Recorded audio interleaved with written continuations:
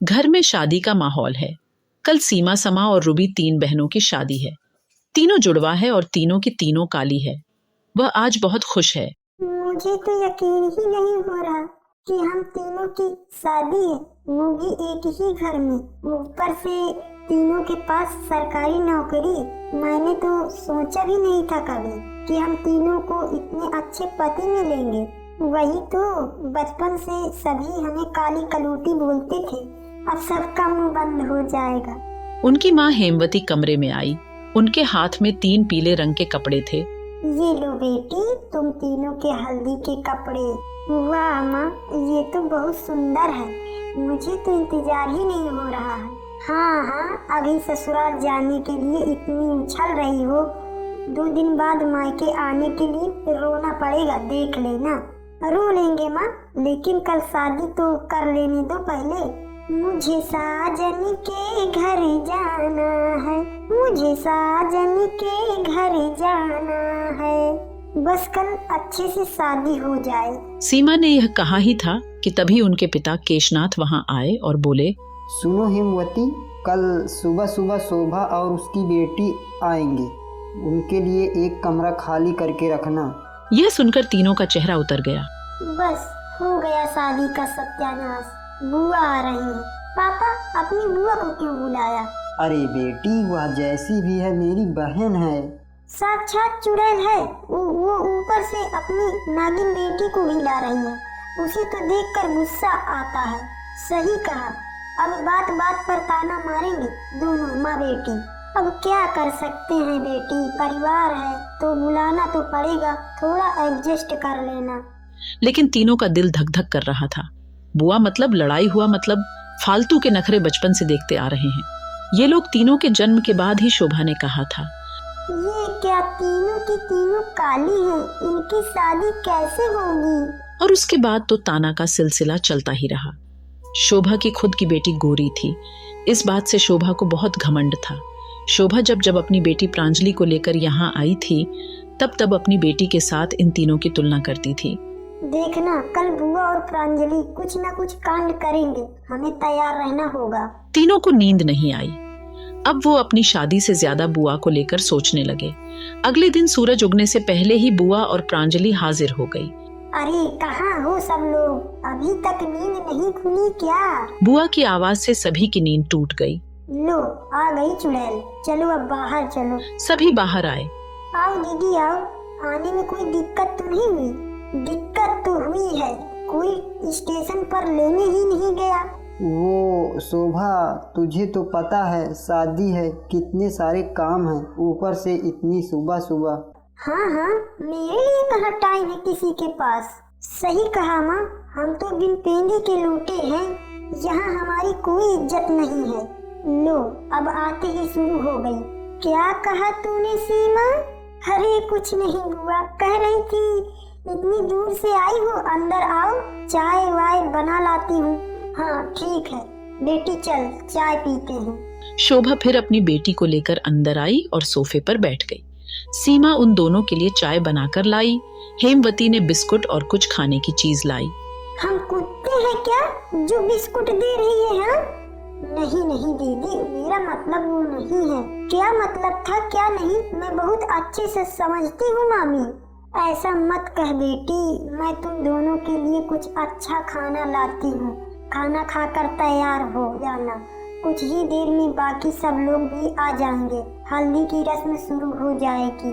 हेमवती को बहुत काम था। उसकी तीनों बेटियों की शादी थी, लेकिन फिर भी उसने शोभा और प्रांजलि के लिए पराठा बनाया। पराठा खाते खाते माँ बेटी आपस में साजिश करने लगी। अरे माँ, ये बात मुझे हजम नहीं हो रही है, इनकी शादी सरकारी नौकरी वाले लड़कों के साथ कैसे हो रही है? इन तीनों तो काली हैं, फिर भी कैसे? वही तो मैं भी समझने की कोशिश कर रही हूँ। क्या जादू टोना किया है इन तीनों ने उन लड़कों पर? मुझे तो आने का दिल ही नहीं था माँ, आप ही मुझे खींच कर ले आई। अरे बेटी, जरा सब्र तो कर, देख मैं क्या करती हूँ।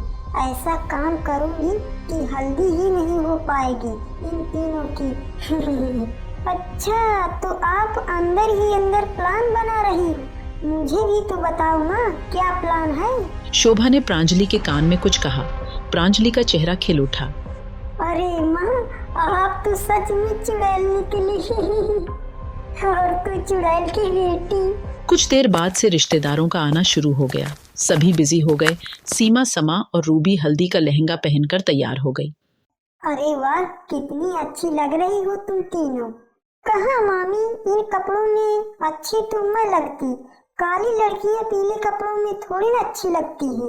सही कह रही है बेटी, ऐसा लग रहा है जैसे पीले केले के छिलके के अंदर से सड़ी हुई कल के केले। ये सब सुनकर किसे अच्छा लगता है। फिर भी तीनों बहनों ने सुनकर भी ना सुनने का नाटक किया। उसके बाद तीनों बाहर चली गई। वहां हल्दी की रस्म होने वाली थी, लेकिन उससे पहले ही शोभा और प्रांजलि ने हल्दी छुपा लिया। अब देखती हूँ कि हल्दी कैसे होती है। हेमवती हल्दी ढूंढने लगी। अरे यह हल्दी कहाँ गई? यही रसोई में तो रखा था पेस्ट बनाकर। क्या हुआ हेमवती, परेशान क्यों लग रही हो? देखो ना, थोड़ी देर पहले हल्दी का पेस्ट यहाँ रख कर गई थी, अब मिल ही नहीं रही है। कहीं और रखी होगी। अरे नहीं नहीं, मुझे पक्का याद है। गिर तो नहीं गई हल्दी? नहीं बेटी, गिरेगी कैसे?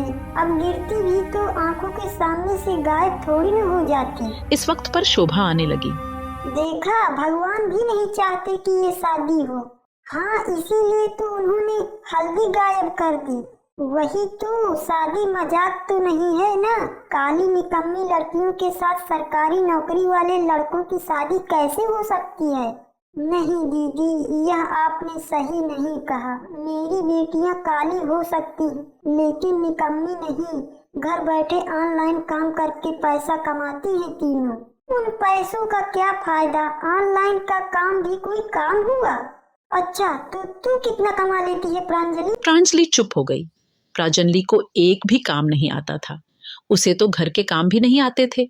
शोभा और प्रांजलि के ताने सुनते हुए सभी पूरे घर में हल्दी ढूंढने लगे। बाहर पंडित जी बैठे हुए थे। उन्होंने चिल्लाकर कहा, अरे क्या हुआ, देर क्यों हो रही है? हल्दी की रस्म को मजाक समझ रखा है क्या? नहीं नहीं पंडित जी, बस वो हल्दी नहीं मिल रही है। तो ठीक है हेमवती, थोड़ी देर रुको, मैं अभी हल्दी लाकर देता हूँ, फिर से पेस्ट कर देना। तुम सब में अकल है कि नहीं? हल्दी की रस्म शुरू होने से पहले हल्दी गायब हो गई तो भयानक अपशगुन है। हाँ, सच कहा पंडित जी ने, यह तो अपशगुन है। ये शादी नहीं हो सकती। कैसे नहीं हो सकती? क्यों, तुमने सुना नहीं? देखा, हल्दी की रस्म शुरू होने से पहले हल्दी का गायब होना अपशगुन है। हाँ हाँ, ये शादी होगी भी तो तुम लोग विधवा बन जाओगी। ये क्या आप कह रही हो दीदी? कम से कम शुभ शुभ तो बोलो। देखो, मुझे बुरी शक्तियों की बू आ रही है। यह घर शुद्ध नहीं है, यहाँ से बुरी शक्तियों को हटाना पड़ेगा। मुझे ये सब अच्छा नहीं लग रहा है, मैं अंदर जा रही हूँ। रूबी इन सब चीजों से परेशान हो। अरे बुआ ने यह सब किया है, मुझे तो पहले से ही शक था। रूबी वह बैग लेकर बाहर आई। ये देखो, यह सब कुछ बुआ और प्रांजलि ने किया है। हल्दी ना हो पाए इसलिए इन दोनों ने हल्दी को छुपा कर रख दिया था। छी शोभा जी छी, मैंने तुझे बहुत उम्मीद के साथ बुलाया था। मेरी बेटियां तो नहीं चाहती थी कि तू आए, अब चाहता है तुझे ना बुलाता तो ही अच्छा था। हाँ, तो वो बुरी शक्तियाँ इन दोनों में से ही आ रही थी। इन दोनों को बाहर निकालो, नहीं तो इस घर में कभी शांति नहीं आएगी। हाँ, अब बहुत हो गया। सुबह से अनाप शनाप बके ही जा रही है यह माँ बेटी। शोभा, आज से इस घर का दरवाजा बंद रहेगा तेरे लिए। निकल जा मेरे घर से। केशनाथ ने अपनी बहन और उसकी बेटी को धक्का देकर घर से निकाल दिया। सबके सामने उन दोनों की बहुत बेइज्जती हुई। उन दोनों को सबक मिला। उसके बाद तीनों बहनों की हल्दी हुई और शाम को तीनों की शादी हो गई। बुरे लोगों के साए से हमेशा दूर रहना चाहिए। यह लोग किसी के नहीं होते।